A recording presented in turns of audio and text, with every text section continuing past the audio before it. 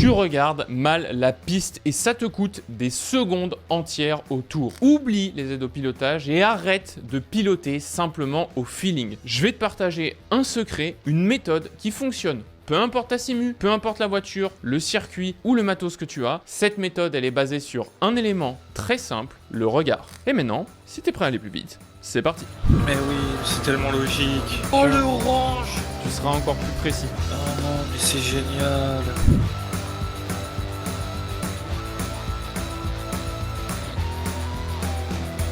Je vais vous présenter la méthode qui est issue d'un coaching avec Siwen. Siwen, c'est un sim racer débutant qui joue pour s'amuser sur Gran Turismo et aussi sur LMU où se passe ce coaching. Il roule en VR, on est sur le circuit de Fuji avec la Corvette en groupe 3 et Fuji est un circuit un peu particulier, idéal pour travailler votre regard. Pourquoi? Tout simplement parce que Fuji a énormément de virages en aveugle. Il est extrêmement difficile de se repérer et Siwen utilisait quelque chose que beaucoup de débutants font quand ils démarrent, il utilisait la ligne de trajectoire pour finalement se repérer sur le circuit. Or, c'est une grave erreur. Et il commençait à s'en rendre compte, et c'est là qu'il m'a contacté, parce que malgré cette trajectoire, il restait extrêmement inconstant dans son pilotage. Il s'est rendu compte qu'il y avait un problème, mais il n'arrivait pas à mettre le doigt dessus. C'est pour ça qu'il a fait appel à moi, pour pouvoir régler deux problèmes. Celui de ne pas arriver à être plus rapide sur le circuit, et surtout, il avait énormément d'inconstance. Un coup, il était pas trop mal, et puis d'un coup, ses chronos étaient à 2 secondes les uns des autres. Son problème, beaucoup d'entre vous l'ont, sans même parfois s'en rendre compte, c'est que vous regardez mal la piste. Parce que oui, piloter, c'est avant tout savoir où poser son regard. Et ça, il y a une méthode très claire qui est valable pour absolument tous les circuits et tous les virages, peu importe finalement votre circuit préféré. Cette méthode, elle se décompose en 4 phases. 4 phases très importantes, alors que souvent on ne vous en présente d'ailleurs que 3. Ces 3 plus évidentes, c'est le point de freinage, c'est-à-dire à l'approche du virage, là où vous allez freiner. Le point de corde, c'est la tangente au virage sur laquelle vous allez maximiser finalement votre fameuse trajectoire pour, grosso modo, rentrer et ressortir le plus vite. Et le troisième point, c'est le point de sortie de virage, donc quand vous avez fini la prise de virage. Vous remarquez que j'en ai cité que 3, parce que le 4e est souvent oublié, alors que pourtant c'est l'élément clé de tous ces points-là, c'est le point de braquage. Le point de braquage, ça correspond tout simplement dans une phase d'un virage au moment où vous allez tourner le volant. Et si vous réfléchissez, finalement tout cela est logique. Quand vous arrivez dans un virage, vous freinez avec votre pied gauche, votre volant droit, vous initiez à ce moment-là le braquage, c'est ce fameux point dont je vous parle, puis vous prenez votre virage, vous arrivez au point de corde, puis vous débraquez et vous sortez du virage, le fameux point de sortie. Et ces 4 étapes sont à apprendre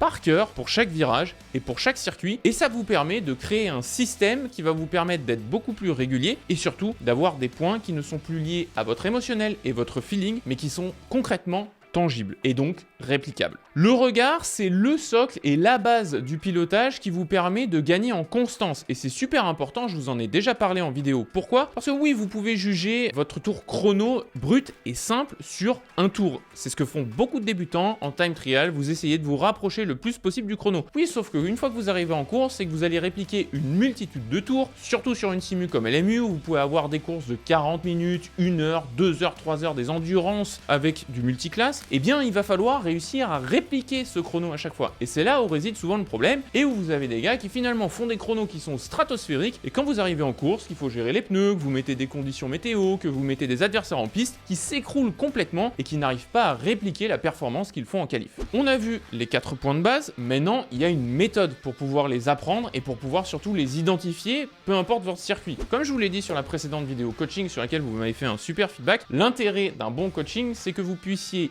identifier de vous-même et comprendre de vous-même le ressenti que vous avez par rapport à une méthode que vous allez apprendre et surtout que vous soyez capable de la répliquer. C'est ce qu'on va apprendre, et pour apprendre, rien de mieux que de vous plonger à l'intérieur de la séance avec Siwen et moi qui reviennent sur justement ces points de difficulté et la méthode qu'on a mis en place pour apprendre le circuit de Fuji. J'arrive ici, j'ai plein de repères visuels. J'ai la fin du vibreur, j'ai le bord de la barrière ici, tu as les mégaphones qui sont là pour les tribunes. Mon but c'est d'illustrer ici que il te faut un point de repère visuel pour ton freinage. Mais oui, c'est tellement logique. Ensuite, tu vas commencer à viser ton virage. Donc là, tu vois, tes yeux, ton regard, il est toujours droit. Ton volant tourne à droite, mais ton nez, il est droit devant toi. Donc le but, c'est que tu me fasses correspondre un peu ton angle de volant avec là où pointe ton nez. En termes d'angle d'attaque, t'es plutôt pas trop mal là où t'es. Tu vois, milieu de vibreur, c'est mon point de corde, parce que t'es sur un virage en dévers. Et ensuite, point de sortie. Du coup, là, tu vois, ton regard, il est focus à droite. Ta sortie, elle est à gauche, tu vois. À partir du moment, en fait, où t'as chopé ton point de corde là, ton regard doit se concentrer vers la sortie. Déjà ici, là.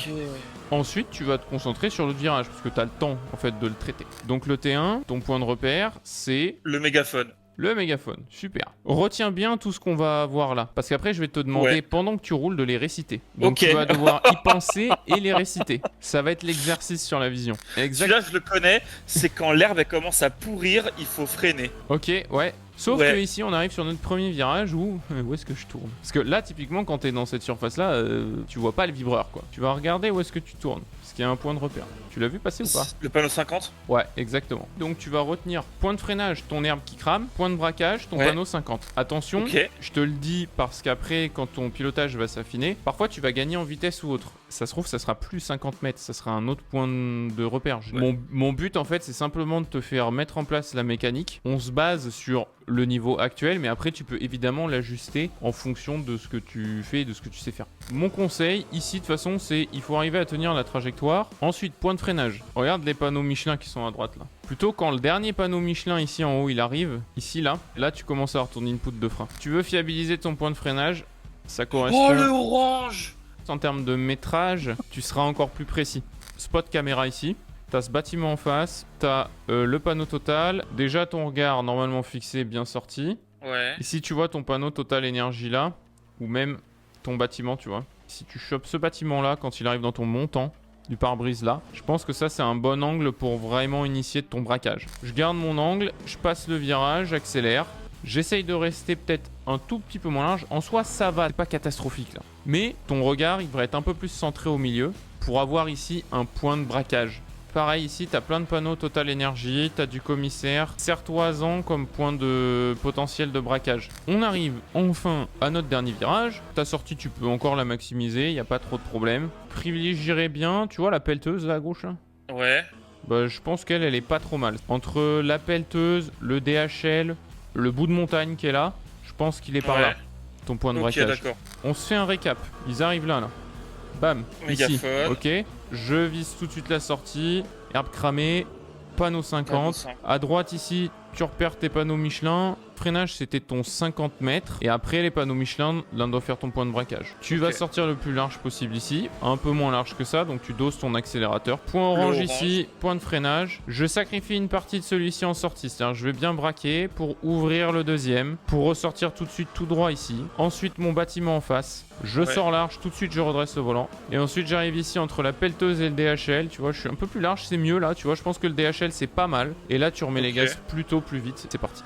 Petite pause dans la vidéo pour une annonce importante. J'ai lancé mon Patreon. Patreon, c'est la meilleure façon de soutenir la chaîne tout en profitant de contenus exclusifs chaque semaine pour progresser en sim racing. Revue de presse, tuto circuit et voiture pour rouler plus vite et même des sessions entre membres chaque mois. Alors si tu veux aller plus loin, soutenir la chaîne et être accompagné, fonce sur mon Patreon, le lien est en description. On vient de voir avec Siwen la méthode et l'exercice que vous pouvez répliquer chez vous. Il vous suffit, première étape, d'identifier point de freinage, point de braquage, point de corde et point de sortie et ensuite d'y associer un repère visuel, un panneau 50, un commissaire, ça peut être vraiment n'importe quoi, un bâtiment. Le seul point de vigilance, attention, c'est souvent parfois le réflexe qu'on a parce qu'on a tendance à regarder juste devant soi avec la piste. N'utilisez pas une ombre. Une ombre, c'est un repère visuel qui est dynamique, donc qui est amené à changer. Si tout d'un coup il fait grisaille, il y a une ombre qui va disparaître, vous perdez votre repère visuel. Pensez à avoir des repères qui sont, encore une fois, le plus factuel possible. Ça vous aidera à gagner en constance. Ce que je te propose maintenant, c'est de te mettre en piste. Tu te soucies pas trop, c'est pas grave si tu rates après un point de corde ou autre. Ce que je veux au début, que tu arrives trop lentement, c'est vraiment la mécanique.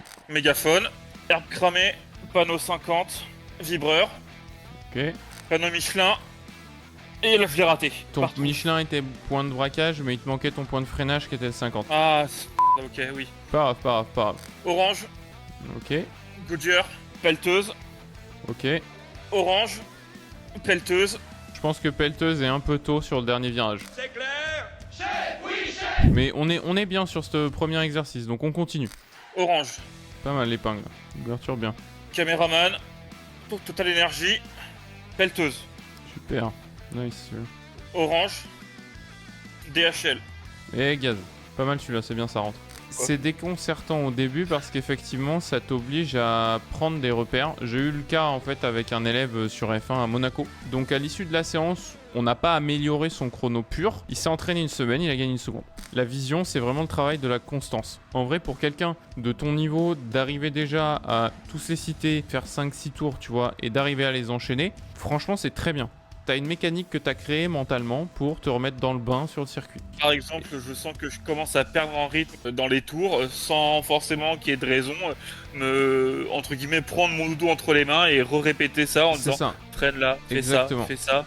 En fait, il faut voir ça, c'est une partition de musique. T'as des notes qui se jouent à certains temps.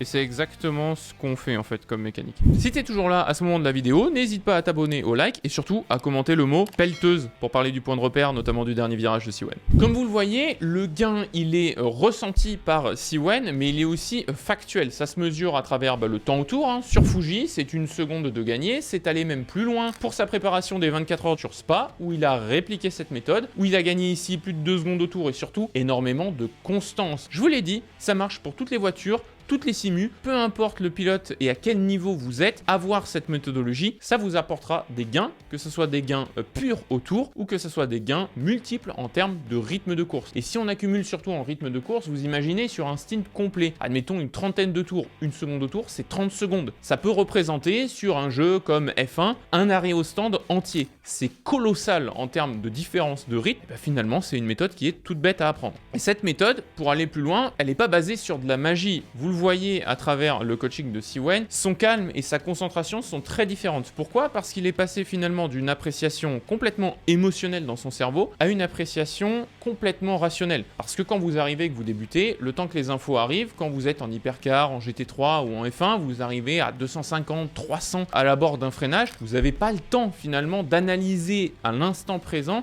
tout ce qui se passe à la vitesse où ça se passe. Donc le plus vous anticipez, et c'est ce qu'on cherche à faire à travers cette méthode, et le plus vous mentalisez une cartographie du circuit, vous vous basez sur des repères rationnels, c'est donc vachement plus facile à répliquer, et surtout, comme je l'évoquais en début de vidéo par rapport au feeling, le feeling, tout simplement, si vous êtes un peu hasardeux, que vous laissez balader votre regard, vous savez pas trop où, un jour vous allez finalement réussir, et le lendemain, parce que vous avez mal dormi, parce que vous vous êtes levé du pied gauche, vous n'allez pas réussir à répliquer ce que vous avez réussi à faire la veille. Et franchement, il n'y a rien de plus agaçant et de plus frustrant que de finalement stagner et de pas savoir pourquoi. Ça vient de là, et on met des systèmes en place qui vous permettent justement de progresser à travers ces heures de coaching. Pour conclure, de manière très simple, vous créez des automatismes. Ça permet à votre cerveau de le répliquer et à la fin, ce que vous allez réciter, vous allez l'emmagasiner, vous aurez même plus besoin d'y penser, votre corps va agir avant même que vous y pensiez. Pour ceux qui auraient un niveau encore plus avancé, vous pouvez là aussi encore aller plus loin parce que vous pouvez changer cette carte du circuit selon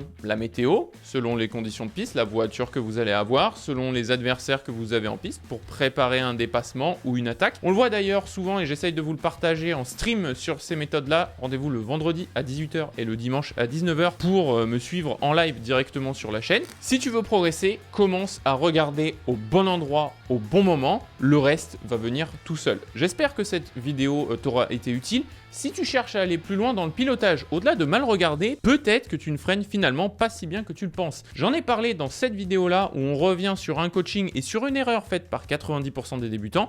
Et si tu cherches à démarrer en sim racing et à t'équiper, je te conseille la playlist qui va s'afficher juste là.